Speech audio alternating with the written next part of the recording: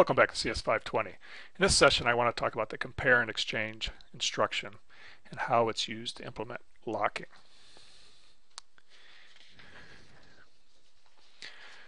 So remember, what's the notion of a lock?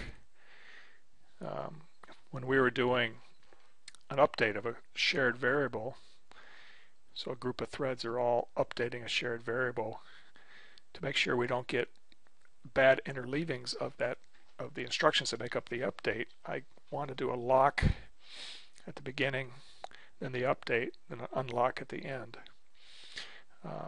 So here's a code sequence, lock, some lock, and maybe I'm updating a global shared sum by a local value. I load the sum, bring it into the CPU, add the value to it, then I store the sum back out to memory, then I unlock. And remember, the reason this works is that we need a lock to provide the facility that only one thread can hold the lock at a time. So if one thread locks it and is in the middle of doing this update, and a second thread comes along to grab the lock, the thread is blocked. It stalls out and doesn't execute until the first thread does the unlock, at which point it's able to obtain, the second thread is able to obtain the lock and then do its update. And this ensures that these three instructions that actually perform the update are executed atomically, that there's no interleaving of instructions from other threads that were also updating the sum at the same time, which might lead us to lose an update, if you remember us working through that example before. So we need just one thread to be able to hold the lock at a time. So the question is, how do we do this? Well, let's think about what a lock is. And if you think about it, Ben, it's probably an object in memory that contains at least a couple fields. One is there's going to be potentially a thread owning the lock, so we need to record who the owner is. And the absence of an owner would indicate the lock is available. And then secondly, as threads arrive and want to grab the lock, but the lock's already locked, in other words owned by another thread, then we probably want to keep a queue of those waiting threads so that when the unlock happens, we can make one of the waiters become the new owner. So we've got this shared object. Again, if you think about it, it's a shared object that contains this information, and it's shared by all the threads. So again, as we've learned, shared objects need to be locked before they're updated, right? Otherwise, we could have interfering updates. So it becomes this chicken and egg problem, right? We want to implement a lock that looks like this, but we need a lock to implement a lock.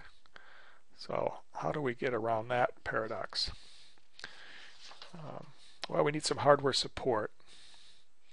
Looking at the VM520 instruction list, you'll see there's this instruction, compare and exchange. And this instruction is designed to be hardware support for locking. So the instruction takes two registers and a memory location.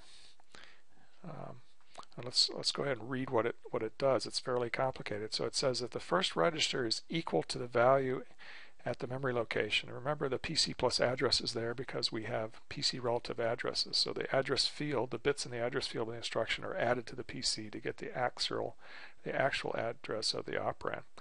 So if the first register is equal to the value at that location, then we update the memory location to contain the value of the second register. Otherwise, the first register gets the value that's in memory. So the first thing to note is there's actually two memory operations here.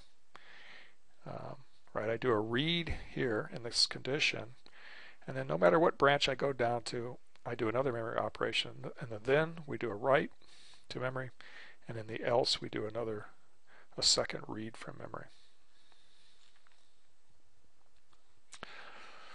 Fine print is very important here. It says, note, this is done atomically by locking the memory bus for the duration of the instruction. So what that means is that no other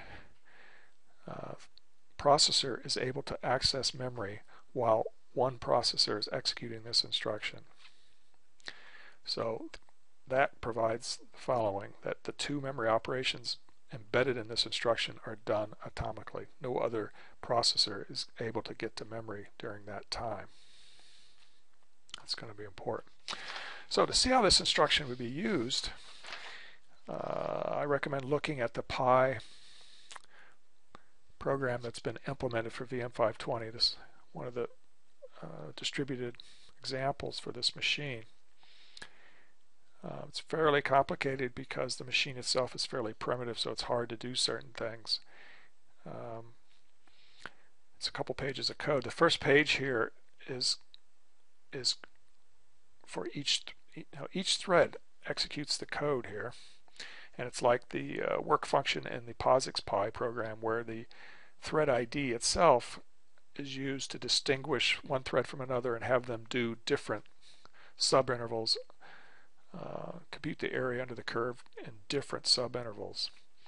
On this machine, we get the processor ID by this instruction, get PN, so it loads R0 with the processor ID, and again the processor IDs are in the range 0 to n-1, and that value can be used to divide up the interval 0 to 1 that we need to compute the area in order to compute pi, and give each processor a different subinterval. The rest of this code is just then each thread doing its calculation of the area under the curve for its subinterval. What we're interested in, though, is when they finish that local computation, they all need to then assign their local sum into a shared global sum, and that's where we need locking to make sure we don't have interference. That's on page 2 of the code.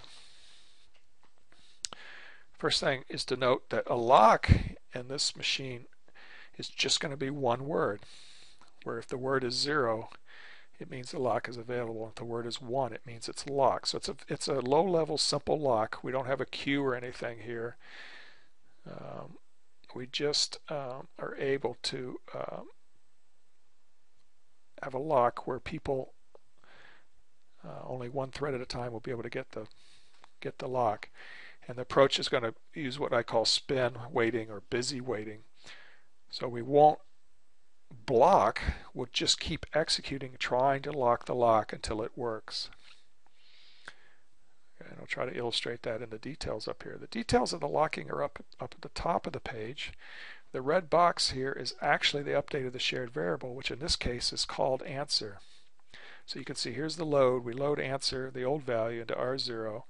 We've got our update, we've got our local sum in R5. So once I have the answer loaded in R0, I can add R5 to R0, and then I have to store R0 back to the global location, which again is called answer. So that's the global update, and we've protected it by a lock, which is in the blue box above, and an unlock, which is the green box underneath. Let's take a look now at the blue box. So the blue box, initializes R1 to be 1 and R2 to be 0. And then it executes this compare and exchange instruction. Compare and exchange instruction, what it's going to do here is if the lock is equal to the contents of R2, in other words, if lock is equal to 0, that means the lock is available, so then I can set the lock to indicate that it's being held by somebody. And that's done by putting the contents of R1 into lock, which is what the compare and exchange does in that case. Otherwise, if the lock is not equal to what's in R2, then what happens, the instruction is going to set R2 to the contents of the lock, which is 1. So I probably should have written here, right, the old contents of lock gets put into R2. Since the lock wasn't 0, we know that's going to be the assignment of 1. So, okay. So the compare exchange runs and either the lock is obtained or it's not. How do we know? Well, if the lock is obtained, then R2 gets set to 1. Sorry, if the lock is not obtained, R2 gets set to 1. And the next instruction does a branch equal. If R2 and R1 are equal, that means we didn't get the lock, so now we got to try again. And this is the busy wait.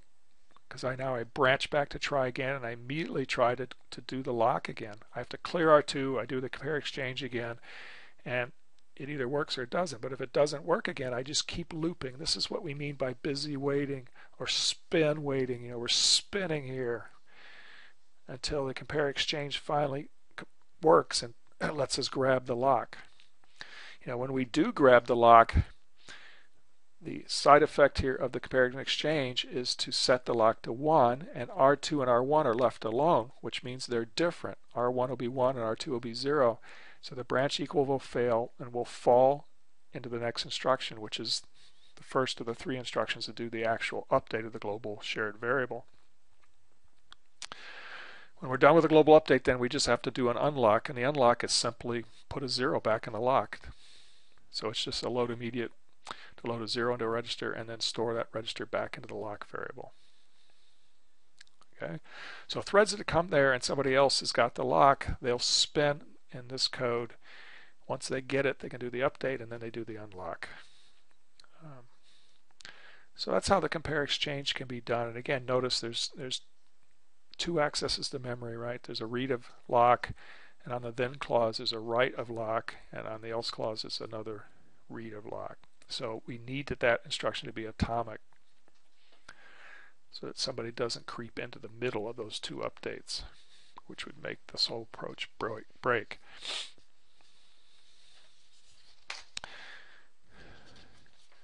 And of course, what I just said is what's on the next slide. The compare exchange can be used to do locking because its 2 memory accesses are atomic. No other processor can be accessing memory during that time. And that's what makes this whole trick work. We can't have any bad interleavings between those 2 memory updates in the compare exchange. The memory bus gets locked, and all other processors cannot get to memory. So this becomes a factor if you implement VM520, right? You have to have some way to lock the memory bus or lock memory. One way to think about it is the memory itself can be treated as shared data. It's being accessed by all running processors in the virtual machine. And so you're in the implementation, then a processor must grab a POSIX mutex lock before it accesses memory. Okay, so in our implementation of the VM, we will use the implementer would use POSIX mutexes in order to lock memory before the compare and exchange, or any memory access, actually, right? We have to lock for all memory accesses. We have to lock memory, do the memory access, and then unlock. That way we can make sure that the compare exchange is atomic. Okay, so that's VM520. What about in the real world? Well, of course, this compare and exchange on VM520 is modeled on a real instruction, the Intel compare and exchange. If you look at an Intel manual, and again, it's a little bit hard because we haven't talked about the Intel machine yet. So this will probably not make total sense until we've talked about the Intel machine. But let me just, since I want to relate this to the real world, let me take a crack at showing you how it works on a real machine, the Intel machine. So there's a compare and exchange instruction, and it takes a register and either a register or memory, but for these purposes, this is always going to be memory. This 32 just means that I'm actually talking about the Intel 32-bit architecture, the IA32. This is a 32-bit register, and this is a 32-bit address or register, but in our case it's always going to be an address here. What does the instruction do? Well, it compares a particular register. The EAX is the accumulator register, or it's actually called the extended accumulator register. So it compares a particular register with the memory, with the second operand here, with contents of memory here. Okay, so it's again comparing something in a register, a given register, with something in memory. So there's one memory access there. If equal, so if the memory address is the same as the register contents, then we set a special flag in the processor, the 0 flag in the processor, and we load the other register, the first operand, from the memory address. I'm sorry, it's really a store instruction. So this is actually the Intel wording. It's kind of unfortunate, I guess. But so let me back up. If that compare is equal, so the register EAX is equal to the memory contents, memory location, the contents of that memory location, and we set a special flag in the processor, the Z flag, and we take the register contents and we put it into the memory location. If those things are not equal, then we clear the Z flag and we load the memory location into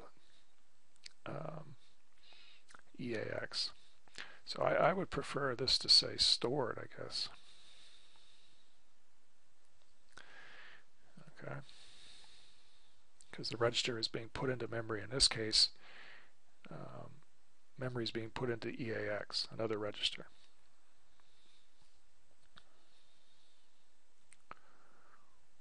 Okay. Now, again, there's multiple memory accesses here, right? We access the memory once there, then we access it again either here or here on either branch of the F. So there's two memory accesses. So we've got the same problem that we saw in VM520, that we need that to be atomic. The way they solve that on the Intel hardware is they actually have what they call a lock prefix that can be attached to the instruction that will make it execute atomically. Again, this is necessary because the compare and exchange has two memory accesses. It first does a memory read, and then it either does a write or a read, depending on which branch of the if it goes down. And to do locking, we need both these steps to be atomic, and that's what the lock prefix will do for us. It locks the memory bus again, is the idea. So let's take a look at how this is used to implement threading libraries like POSIX threads on Intel hardware. It's again similar, and again, this is a bit of a stretch because we haven't looked at Intel instructions yet, but I think you'll sort of understand, and we'll come back to it again when we talk about implementing threads on Intel hardware later in the course. So to do a lock, again, we're going to have this busy loop sort of thing, you know, a label at the top and then a branch back to it if we fail to get the lock. In this case, we're moving, it's similar to the VM520 code. I move two values into two particular registers. So the EAX is accumulator register. This is another accumulator register, essentially EDX. The percent is just the Linux assembler that says this thing is a register name. The $, I think we're used to, that's the immediate constants. It means these are actual constants. Here's the lock prefix and the compare and exchange. In this example, X, I'm assuming that's the name of a lock, which again, like before in VM520, is just a word in memory, where the value of 0 indicates that the lock is free. So what does the compare exchange do? Well, if the lock X is equal to 0, which is specified as the contents of EAX, so the lock is available, then I set the lock to 1. In other words, I assign EDX to X. Okay, and I set this 0 flag. If, however, the lock is not available, so it's this if step test fails, then I'm going to clear the 0 flag, the Z flag, and I'm going to pick up the value in X and put it in EAX. In this case, we know that we're setting EAX to 1. So that's what happens with the compare exchange. And again, all of that will happen atomically because of the lock prefix. Next thing that happens is we do a branch equal to got lock. Branch equal means branch if the Z flag is set. And that's the case again where we actually obtain the lock and the compare and exchange sets that Z flag. As we'll see, again, I don't know how much of the Intel details we're going to go into actually, but branch equal often is used with a compare instruction, and you compare two things, and if they're equal, it sets the Z flag, the special flag inside the CPU. These flags are often called condition codes because they capture conditions in one instruction. They're generated by one instruction or evaluated by one instruction and then tested in a follow-up instruction. That's what's happening here. The compare exchange is setting that flag one way or another, and then we can branch based upon it. In this case, we're branching to out of the busy wait loop because we got the lock. We come down here, and this means we've got the lock. If that branch fails, it means we failed to get the lock. And what you'll see and probably see in a thread implementation is some kind of call to yield which means that yield means let's let another thread run if there is another thread ready to run on this processor. I can't get my lock right now. I might as well let somebody else run.